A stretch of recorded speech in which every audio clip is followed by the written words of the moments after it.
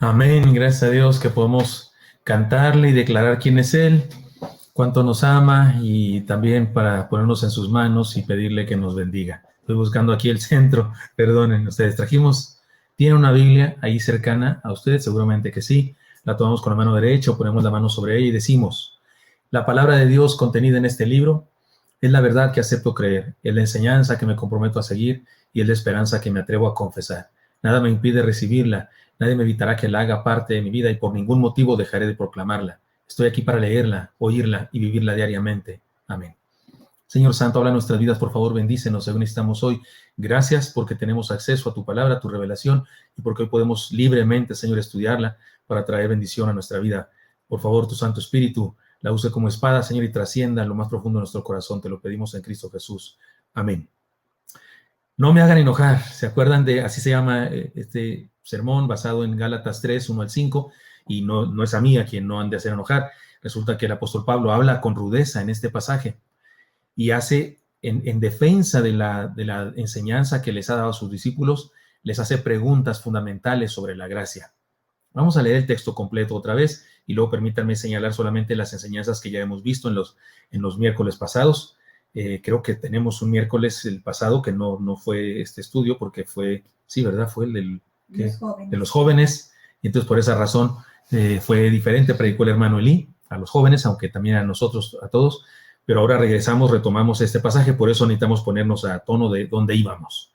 Es Gálatas 3, 1 al 5, se los leo, dice así: Oh Gálatas insensatos, ¿quién os fascinó para no obedecer a la verdad? A vosotros, ante cuyos ojos Jesucristo fue ya presentado claramente entre vosotros como crucificado. Esto solo quiero saber de vosotros. ¿Recibisteis el Espíritu por las obras de la ley o por el oír con fe? ¿Tan necios sois? Habiendo comenzado por el Espíritu, ¿ahora vais a acabar por la carne? ¿Tantas cosas habéis padecido en vano, si es que realmente fue en vano? Aquel, pues, que os suministra el Espíritu y hace maravillas entre vosotros, ¿lo hace por las obras de la ley o por el oír con fe? Gálatas 3, 1 al 5. ¿Cómo la ven? Por eso, ¿no es cierto que si habla rudo el apóstol? Por eso el sermón se llama No me hagan enojar, en alusión a este asunto del apóstol Pablo. Ahora, hemos dicho ya que el apóstol, explicamos qué quiere decir con no insensatos y demás, no voy a regresar a eso. Si usted no oyó los sermones anteriores basados en este pasaje, le recomiendo que vaya a nuestra página o a la página de un servidor, elpaz.mx. Puede ir ahí también, ahí están todos los sermones, todo lo que yo predico, todos los devocionales, todos los sermones, ahí están. Y puede buscar los sermones anteriores, no es de la semana pasada, pero sí de las anteriores semanas. Ahí comenzamos, hay 2 sermones anteriores a este, pero aprendimos que el apóstol Pablo hace una serie de preguntas y sus preguntas son sus argumentos en relación al Evangelio. El argumento de la exposición clara del Evangelio. Él les pregunta: ¿quién os fascinó para no obedecer a la verdad? A vosotros, ante cuyos ojos Jesucristo fue ya presentado claramente entre vosotros como crucificado. Es decir, el Evangelio fue expuesto con sencillez, no tenemos por qué confundirnos. Luego estudiamos el argumento de la presencia del Espíritu Santo. Pablo les pregunta: solo esto quiero saber de vosotros, ¿recibisteis el Espíritu Santo por las obras de la ley o por el oír con fe? Y luego, después, el apóstol Pablo les da otro argumento, el argumento del proceso espiritual, y les dice: tan necios sois, habiendo comenzado por el Espíritu, ahora vais a acabar por la carne. Y ahí habla del proceso del crecimiento, del discipulado, y a través de eso les ayuda a entender el error en que han caído por hacerle caso a los legalistas, a los judaizantes que había. Recuerde que hemos dicho que el legalismo es la primera herejía contra la que la iglesia tuvo que batallar, tuvo que luchar, y es una herejía que surgió en la iglesia, dentro de la iglesia. Cristianos convertidos, cristianos, es decir, verdaderos, que estaban apegados a la tradición judía y no les era posible vencer eso. Aún algunos apóstoles tuvieron que luchar contra eso, como el apóstol Pedro, que recordamos que le costó mucho trabajo ir a la casa de Cornelio, un gentil, por sus tradiciones. Tuvo que tener un sueño, una visión donde el Señor le decía que matara y comiera de todos los animales que había en la creación, y él dijo: nunca he probado cosa inmunda, y el Señor le tuvo que decir: no llames inmundo a lo que tu Padre ha creado. Muy bien. Aún los apóstoles de todos lucharon contra esa idea que se convirtió después en una doctrina entre los judaizantes y fue un problema para la iglesia. Muy bien, pero ahora vamos a un argumento más. Después del argumento del proceso espiritual, ahora vamos a un argumento más. Le llamaremos el argumento de la vivencia de la fe. Y está basado en una pregunta más que dice, ¿tantas cosas habéis padecido en vano? Si es que realmente fue en vano. Tantas cosas habéis padecido en vano, si es que realmente fue en vano. Esto es delicado. Perdón que lo ponga tan claro. Perdón que lo ponga tan claro, pero en mi vida de pastor pasa, no, gracias a Dios, no muy seguido, pero sí pasa, que personas de repente ya no vienen a la iglesia evangélica, de doctrina sana, neotestamentaria, como es Oreb, y ahora van a una iglesia que les tumba, que les habla de las funciones de no sé qué, o en otros casos hay personas que se han ido a una iglesia que guarda la ley, con los sabatistas o con los adventistas del séptimo día o con alguien así, que ahora guardan el sábado y ahora guardan la ley y piden perdón a Dios por haber comido camarones alguna vez en su vida o tacos de carne de puerco y cosas así, porque ahora guardan la ley. Y cuando platican conmigo o cuando les visito, les exhorto, les llamo y les digo, me hablan de su experiencia como si se hubieran convertido. Y uno dice, ¿y lo demás? Y todo lo que vivieron y todas las cosas que vivieron en su vida cuando se convirtieron verdaderamente, ¿dónde quedó eso? Esa es la pregunta de Pablo. Dice, ¿tantas cosas habéis padecido en vano? Si es que realmente fue en vano. El apóstol pide a sus hijos espirituales que analicen lo que han vivido hasta ese momento, como si les dijera, ¿y todo lo que vivieron antes de que llegaran esos judaizantes a confundirlos fue mentira? ¿Todo lo que vivieron antes fue mentira? ¿Acaso comenzaron la vida cristiana hasta ahora? ¿Apenas acaba de comenzar la vida cristiana para ustedes? Seguramente podía hacerles recordar el momento de la conversión de cada uno de ellos, la emoción que les causó descubrir el amor de Dios y la transformación que a partir de ese momento experimentaron. Yo no podría vivir eso y regresarme ahora a cumplir la ley y que ahora hacer esto, aquello y todo lo que pasó en mi vida cuando recién me convertí. Yo me convertí a los 17 años, la mayoría de ustedes lo saben, he repetido mi conversión muchas veces y no me arrepiento porque el apóstol Pablo también la repitió varias veces, tanto que se grabó en la Biblia 3 veces. Pero aquella experiencia, Abel Gómez predicando, golpeando el púlpito, amenazando con lanzarme la Biblia a la cabeza, y yo paso al frente, Ruth Eusebio haciéndome así, y yo pasando al frente junto con otros, un reducido número de personas. De hecho, el templo en el templo de la primera iglesia de Chihuahua, no sé exactamente cuántos caben, pero no sé, 300 o algo así caben. No había muchos, yo creo, no sé, 20. Si acaso jóvenes estábamos ahí, la mayoría cristianos, unos 3, 4 inconversos, y fuimos los que pasamos al frente, aceptando a Cristo, entregándole al Señor nuestra vida. Y lo que pasó ese día, y recuerdo, esto casi nunca lo cuento, pero después de que pasé al frente y oré y esas cosas y salimos y estamos allá afuera platicando y nos pusimos a platicar con algunos recién convertidos como yo y otros ya convertidos y empezamos a hablar y uno contaba una cosa y otros otra. Se hizo noche, se hizo madrugada.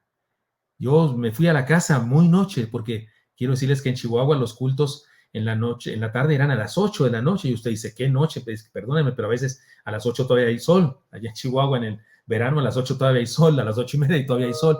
Y resulta que se nos hizo noche y yo recuerdo que yo no me podía ir de ahí y platicando y unos una cosa y otros otra y alguien dijo, ¿y tú pasaste al frente hoy, verdad? Yo dije, sí, pasé al frente y les dije también lo que había pasado.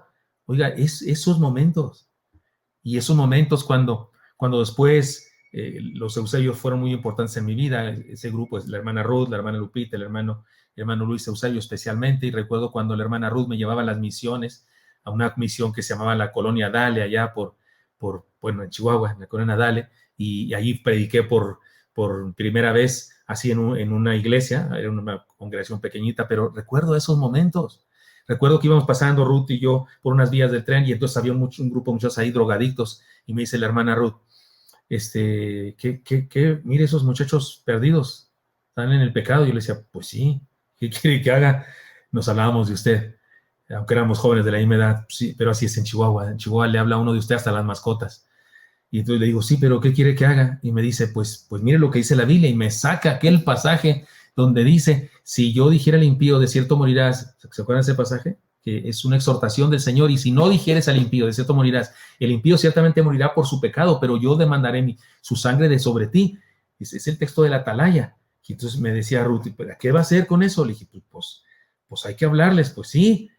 Y yo decía, pero pues usted es la cristiana, yo soy el nuevo aquí. Me dice, sí, pero usted es hombre. Ahí me tienen, en días, si acaso semanas de haberme convertido. Y ahí me tienen hablándole a un grupo de muchachos drogadictos o borrachos que están ahí tomando. Y vamos, Ruth y yo, con peligro de que se enojaran. Por cierto, no se enojaron, me escucharon atentamente. Y yo diciéndoles, echándole palabra.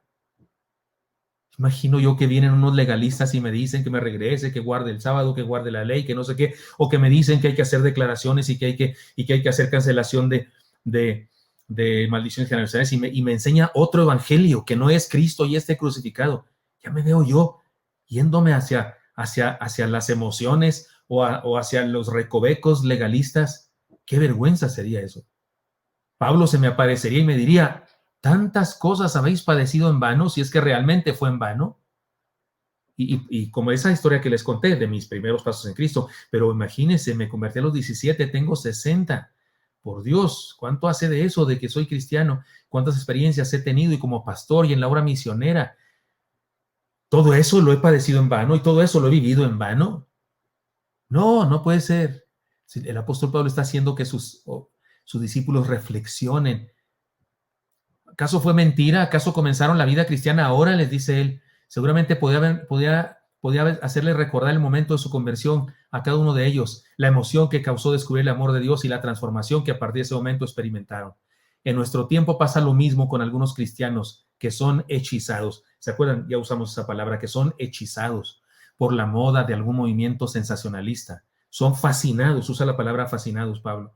Son fascinados, embrujados. La idea es como la de la Odisea, en donde las sirenas embrujaban, fascinaban, hechizaban a los marineros, haciéndoles creer que eran bellas, aunque eran monstruosas, con su voz, con su canción los hipnotizaban. Por eso cuando se trata de decir a alguien que no haga caso a las malas influencias, se le dice, ¿no?, que tenga cuidado con el cántico de las sirenas, que es un engaño. Sí, en nuestro tiempo pasa lo mismo con algunos cristianos que son hechizados por la moda de algún movimiento sensacionalista. Después de un encuentro místico o una experiencia de éxtasis emocional, regresan a su comunidad de fe como si se hubieran convertido por primera vez, como si todo lo anterior hubiera sido falso. Esto era lo que impresionaba y ciertamente molestaba a Pablo. ¿Acaso toda su experiencia ha sido en vano? ¿Saben a qué se parece? Perdónenme el ejemplo tan brusco, pero ¿saben a qué se parece? A la infidelidad. A eso se parece. Hay personas que he tenido que atender porque han tenido un problema de estos y es que encontré algo. ¿Qué encontró? Algo. Es el pecado siempre es atractivo. ¿No dice la Escritura que el fruto prohibido dice que era agradable a los ojos, agradable a la vista? El pecado es atractivo, sí. Hay algo atractivo, apetitoso en la maldad, en lo oscuro, en lo malo, en lo perverso. Cuidado con eso, porque las cosas apetitosas no necesariamente son buenas, no necesariamente son correctas. Esto era lo que impresionaba a Pablo. ¿Acaso toda su experiencia había sido en vano? ¿Acaso lo que vivían era en vano? Yo le diría a cualquiera que en su relación matrimonial está teniendo problemas y hay por ahí metida un tercero, una tercera, lo que sea. Yo le diría, y no se acuerda de aquel, la miré, me miró, nos miramos, ¿dónde quedó eso? ¿Sabe qué pienso que le pasa a los que se van buscando experiencias espirituales, emocionales? Que lo mismo que le pasa a los que tienen problemas matrimoniales. No están viviendo a plenitud su vida matrimonial. Cuando una pareja vive a plenitud su vida matrimonial, no, hombre, no hay nada que los destruya. Cuando un cristiano vive a plenitud su discipulado, cuando un cristiano vive a plenitud su amor con Dios, no hay ninguna cosa que le fascine, le hechice o le embruje.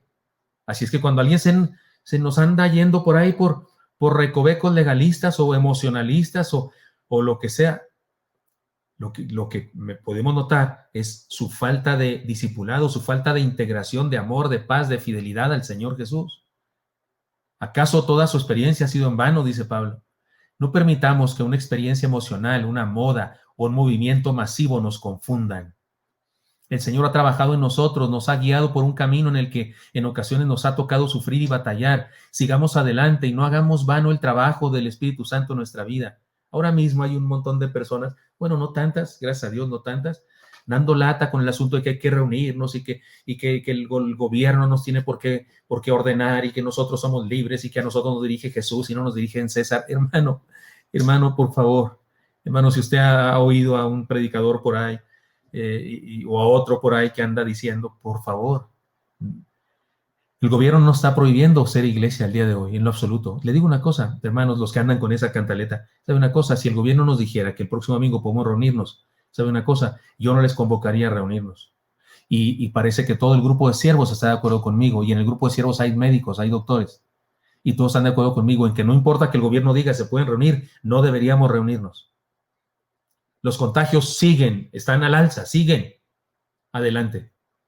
La razón por la que algunos gobiernos han abierto ya las casas y demás es por la economía, porque se está destruyendo, digamos, la economía de algunos países, de nuestro país incluso. Y hay que salgan a comprar, a ver qué cosa para activar la economía. Pero si los contagios siguen al alza, si nuestra iglesia siguen contagiándose hermanos y hermanas, ¿por qué vamos a poner en riesgo a nuestra gente? No está dirigiendo el César, perdóneme. Esta iglesia la dirige Cristo, punto, la dirige Cristo. ¿Por qué no nos reunimos? Por sensatez, por sabiduría, por sentido común. Estoy por grabar un estudio extenso, un mensaje a ustedes, mi iglesia, sobre ese tema. Extenso, donde voy a argumentar con la palabra del Señor todo esto. Ahora solamente lo digo de pasada, porque de repente hay gente que se emociona con alguna idea por ahí y convierte esa idea en su evangelio. Convierte esa idea en su evangelio, hermanos, que nos reunamos o no nos reunamos, no es nuestro evangelio. Nuestro evangelio es Cristo y nuestro evangelio sigue fluyendo, nos reunamos o no nos reunamos. El culto no es la iglesia es más que un culto. Por eso, pero hay personas que de repente hacen de una idea un evangelio. Cualquier idea, la convierten en su evangelio.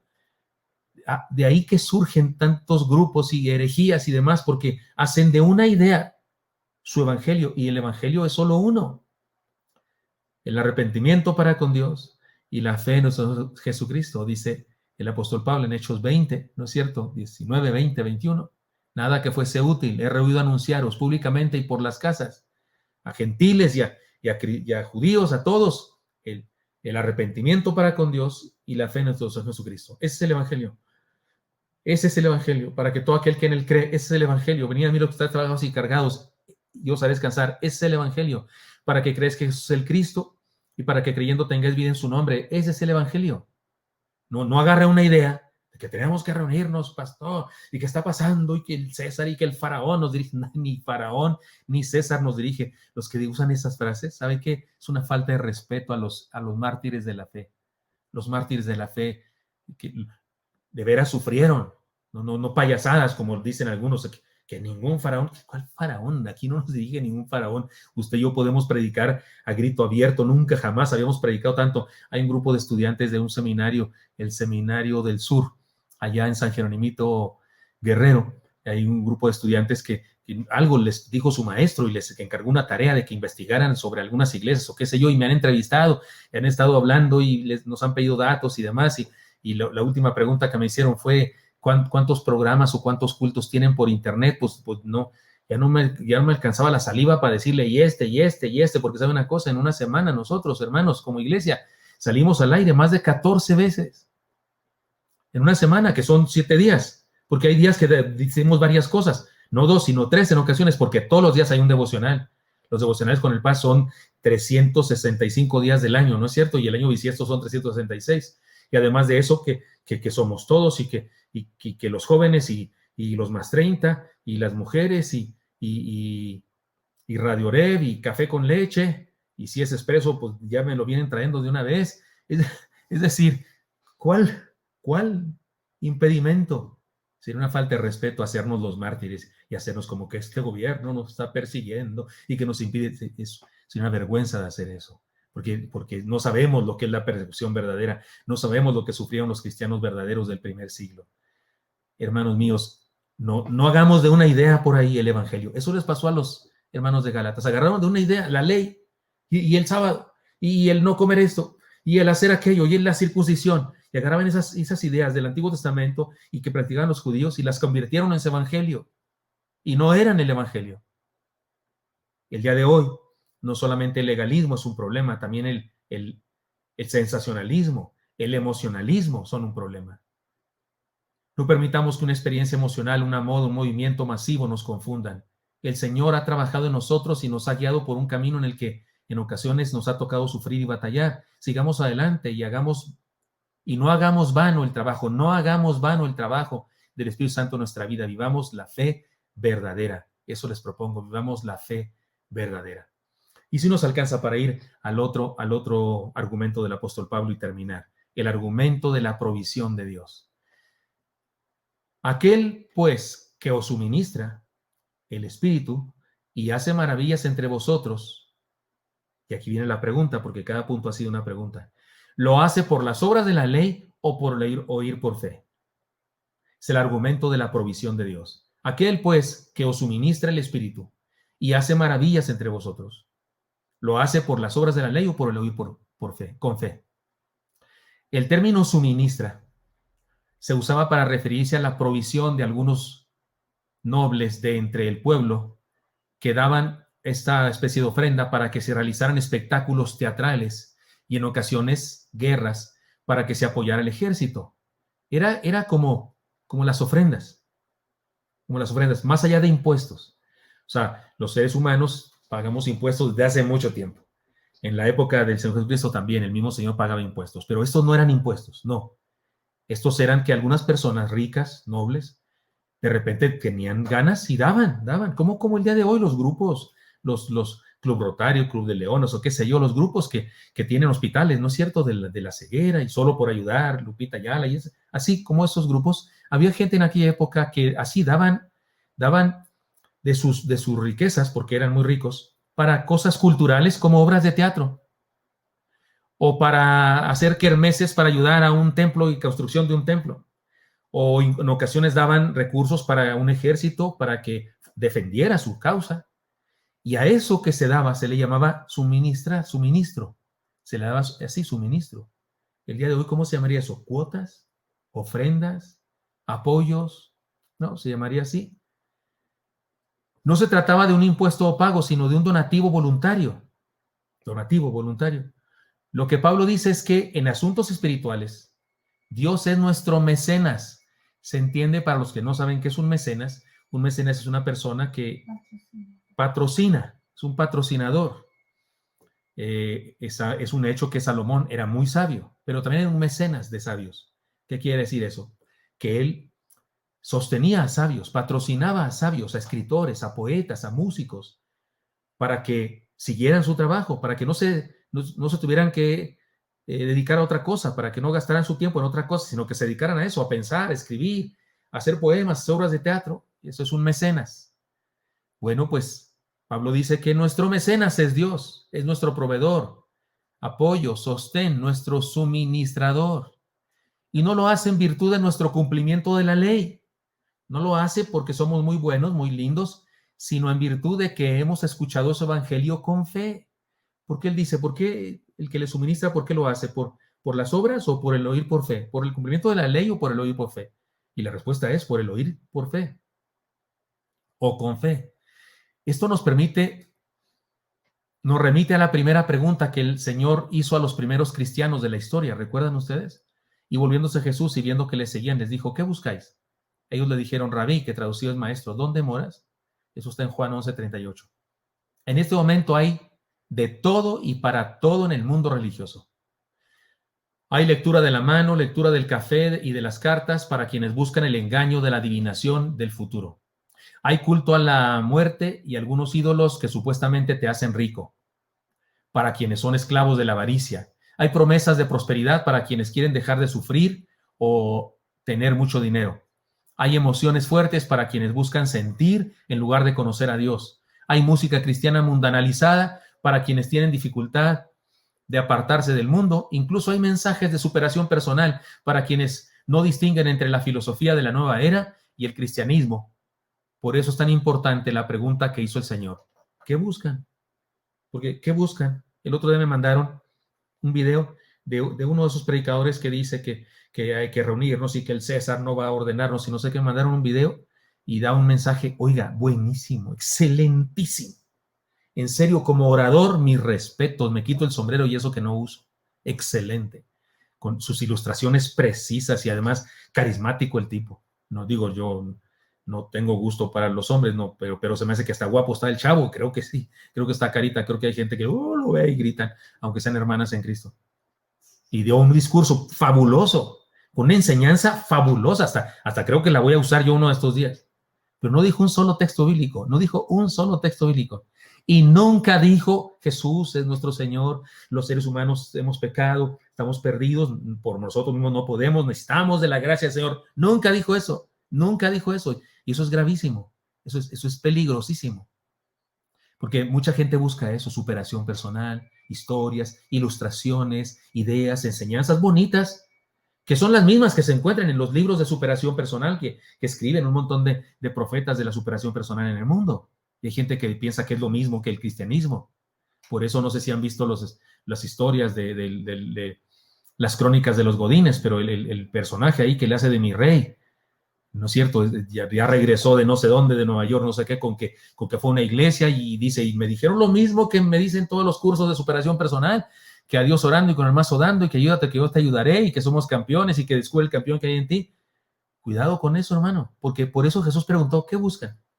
Le preguntó a los discípulos, ¿qué buscan? ¿Qué buscaban ellos? ¿Qué buscaban? Mensajes de superación personal, historias, cuentos, anécdotas que les ayudaran a entender que puedes llegar a ser el vendedor más grande del mundo, cosas de esas. ¿Qué buscaban?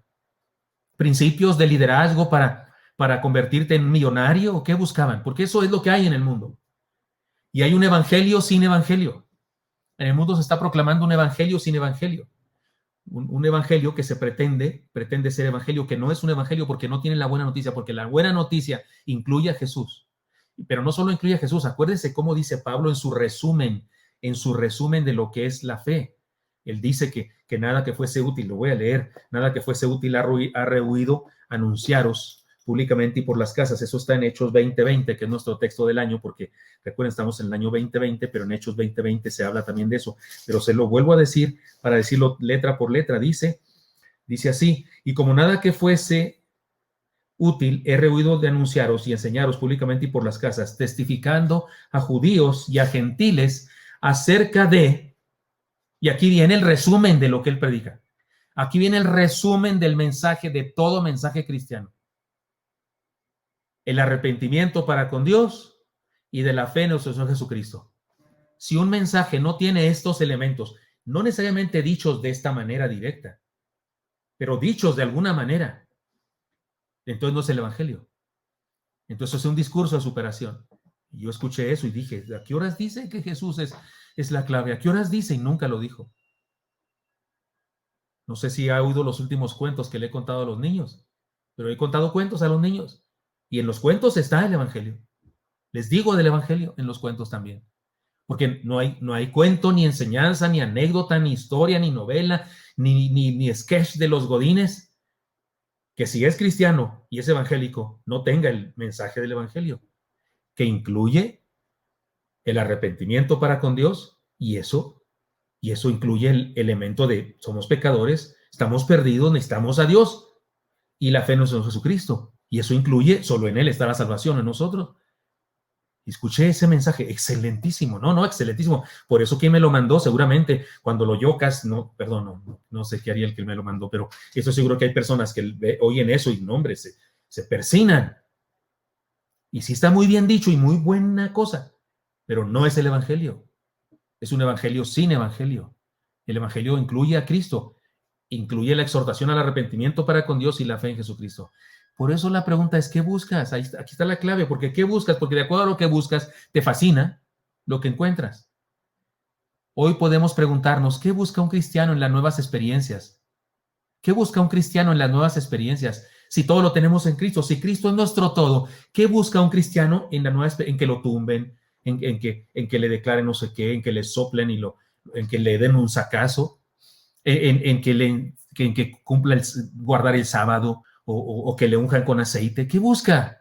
Si en Cristo está todo y en Él crucificado, dice Pablo. ¿Qué busca un cristiano en las nuevas experiencias si todo lo tenemos en Cristo? La cuestión es muy clara y grave.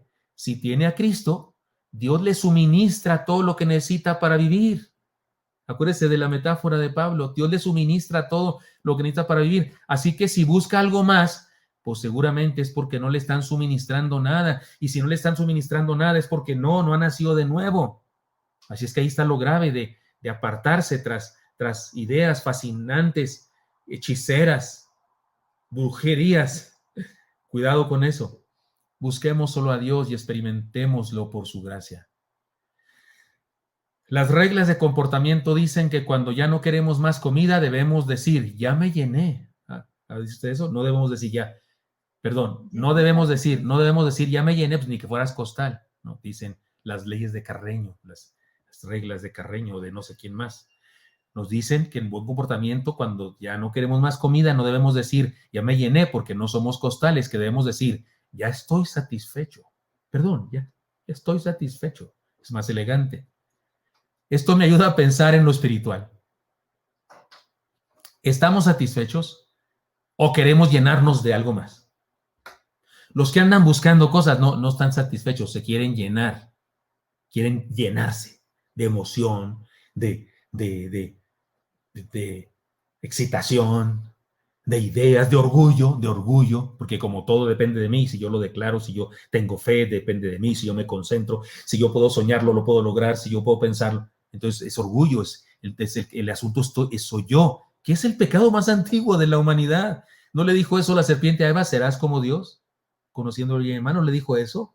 ¿No es eso ganas de ser como Dios? Que yo tengo el poder de decir cosas y suceden las cosas, que es por mí, que yo le muevo la mano a Dios. ¿No es eso el mismo problema de que Eva tuvo? Quería ser como Dios. ¿Serás como Dios? No, pues no se puede ser como Dios. Nadie es como Dios. Es mentira. Por eso es un evangelio sin evangelio. Es un evangelio mentiroso. Así que mis hermanos, cuidado. No dejemos.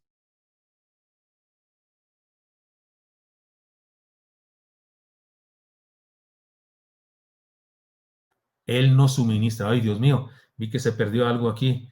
Yo dije, me apagaron la luz, pero no fui yo. Espero que siga todo bien. Sí, seguimos todo bien. Sí, perfecto. Entonces, hermano mío, cuidado.